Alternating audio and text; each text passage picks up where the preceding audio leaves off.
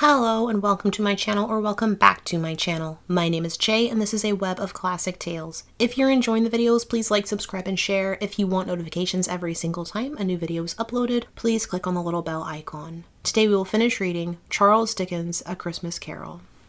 Yes! And the bedpost was his own. The bed was his own, the room was his own. Best and happiest of all, the time before him was his own, to make amends in. I will live in the past, the present, and the future, Scrooge repeated, as he scrambled out of bed. The spirits of all three shall strive within me. O Jacob Marley, heaven and the Christmas time be praised for this. I say it on my knees, old Jacob, on my knees. He was so fluttered and so glowing with his good intentions that his broken voice would scarcely answer to his call. He had been sobbing violently in his conflict with the spirit, and his face was wet with tears. "They are not torn down!" cried Scrooge, folding one of his bed curtains in his arms. "They are not torn down, rings and all! They are here! I am here! The shadows of the things that would have been may be dispelled. They will be. I know they will." His hands were busy with his garments all this time, turning them inside out, putting them on upside down, tearing them, mislaying them, making them parties to every kind of extravagance. "I don't know what to do," cried Scrooge, laughing and crying in the same breath, and making a perfect raccoon of himself with his stockings.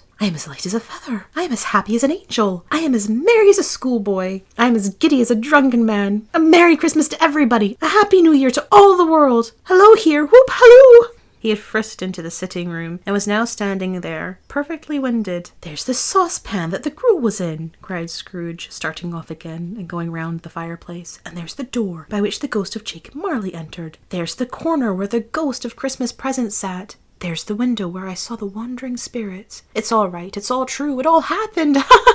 Really, for a man who had been out of practice for so many years, it was a splendid laugh, a most illustrious laugh, the father of a long, long line of brilliant laughs. "I don't know what day of the month it is," said Scrooge. "I don't know how long I've been among the spirits. I don't know anything. I'm quite a baby. Never mind, I don't care. I'd rather be a baby. Hello, whoop, hello, here!" He was checked in his transports by the churches ringing out the lustiest peals he had ever heard. Clash, clang, hammer, ding, dong, bell, bell, dong, ding, hammer, clang, clash. Oh, glorious, glorious! Running to the window, he opened it and put out his head. No fog, no mist. Clear, bright, jovial, stirring cold. Cold piping for the blood to dance to. Golden sunlight, heavenly sky, sweet fresh air, merry bells. Oh, glorious, glorious! "What's today?" cried Scrooge, calling downward to a boy in Sunday clothes, who perhaps had loitered in to look about him. "Eh?" returned the boy, with all his might of wonder. "What's today, my fine fellow?" said Scrooge. "Today?" replied the boy. "Why, Christmas Day! It's Christmas Day!" said Scrooge to himself. "I haven't missed it. The spirits have done it all in one night. They can do anything they like. Of course they can. Of course they can. Hello, my fine fellow." "Hello," returned the boy. "Do you know the poulterers in the next street but one at the corner?" Scrooge inquired.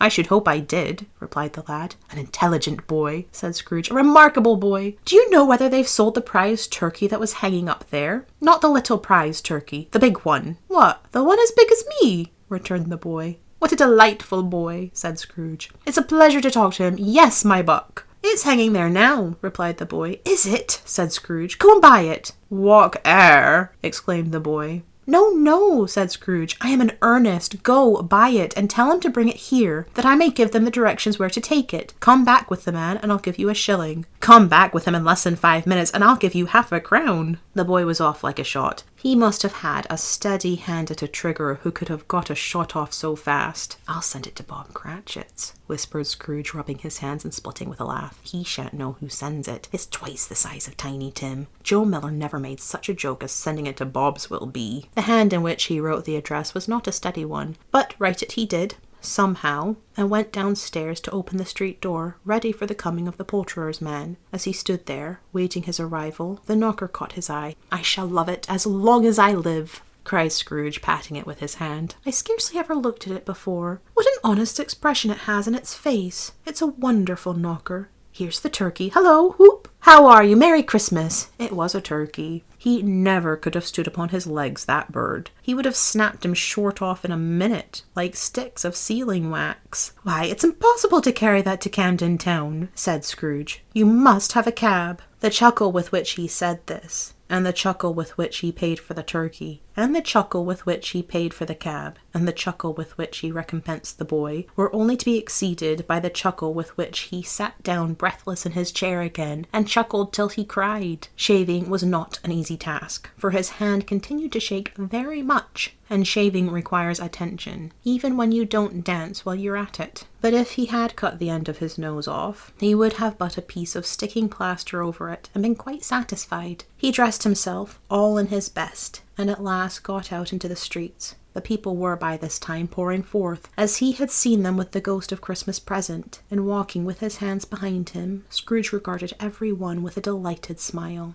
He looked so irresistibly pleasant, in a word, that 3 or 4 good-humoured fellows said, "Good morning, sir, a Merry Christmas to you." And Scrooge said often afterwards that of all the blithe sounds he had ever heard, those were the blithest in his ears. He had not gone far, when coming on towards him he beheld the portly gentleman who had walked into his counting-house the day before, and said, "Scrooge and Marley's, I believe?" It sent a pang across his heart to think how this old gentleman would look upon him when they met, but he knew what path lay straight before him, and he took it. "My dear sir," said Scrooge, quickening his pace and taking the old gentleman by both his hands. "How do you do? I hope you succeeded yesterday. It was very kind of you. A Merry Christmas to you, sir." "Mr. Scrooge?" "Yes," said Scrooge. "That is my name, and I fear it may not be pleasant to you. Allow me to ask your pardon. And will you have the goodness—" Here Scrooge whispered in his ear. "Bless me!" cried the gentleman, as if his breath were taken away. "My dear Mr. Scrooge, are you serious?" "If you please," said Scrooge. "Not a farthing less. A great many back payments are included in it, I assure you. Will you do me that favour?" "My dear sir," said the other, shaking hands with him, "I don't know what to say to such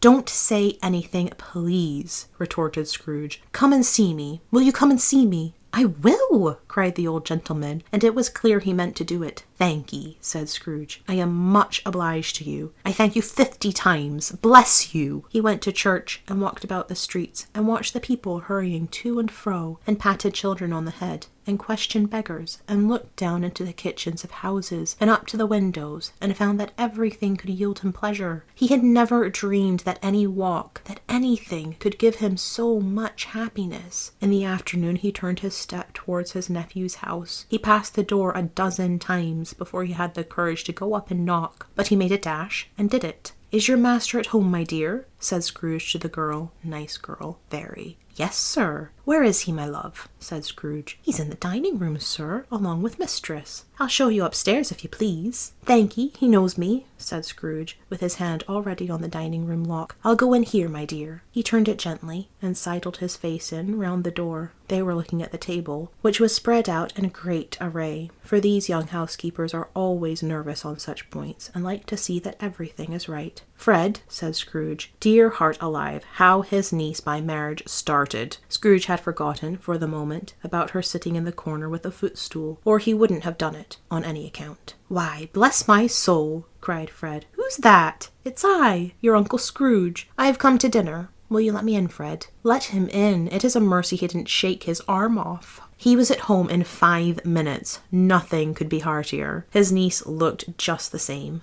So did Topper when he came. So did the plump sister when she came. So did every one when they came. Wonderful party, wonderful games, wonderful unanimity, wonderful happiness. But he was early at the office next morning. Oh, he was early there. If he could only be there first, and catch Bob Cratchit coming late. That was the thing he had set his heart upon. And he did it. Yes, he did it. The clock struck 9. No Bob. 1/4 past. No Bob. He was full 18 minutes and a half behind his time. Scrooge sat with his door wide open, that he might see him come into the tank. His hat was off before he opened the door, his comforter too. He was on his stool in a jiffy, driving away with his pen, as if he were trying to overtake 9 o'clock. "Hello," growled Scrooge in his accustomed voice, as near as he could feign it. "What do you mean by coming here at this time of day?" "I'm very sorry, sir," said Bob. "I'm behind my time." "You are?" repeated Scrooge. "Yes, I think you are. Step this way, sir, if you please."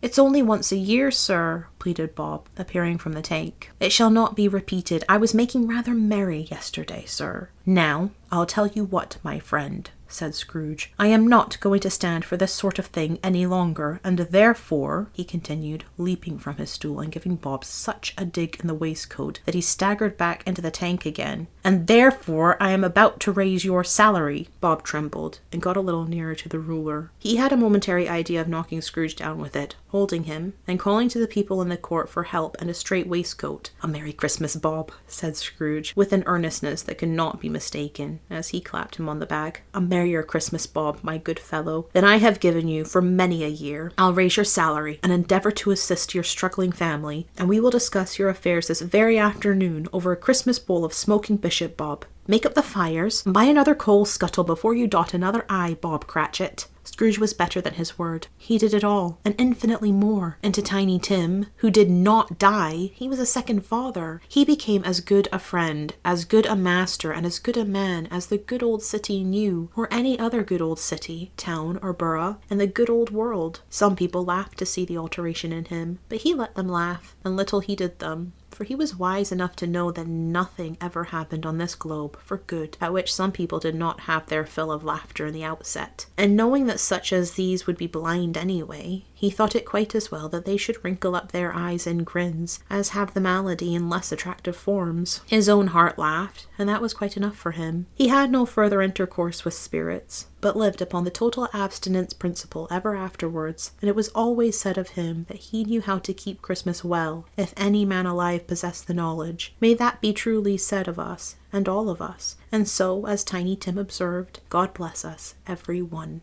Thank you for listening. This has been Charles Dickens' A Christmas Carol, Chapter 5. I've been Jay. This has been a Web of Classic Tales. Please like, subscribe, and share. Click the bell icon for notifications. I do plan to take a couple weeks off in January, 2 or 3, but videos will resume at the end of January. In the meantime, I hope you're having a fantastic day, a Merry Christmas, and a Happy New Year, and I'll see you next time with the next Classic Tale.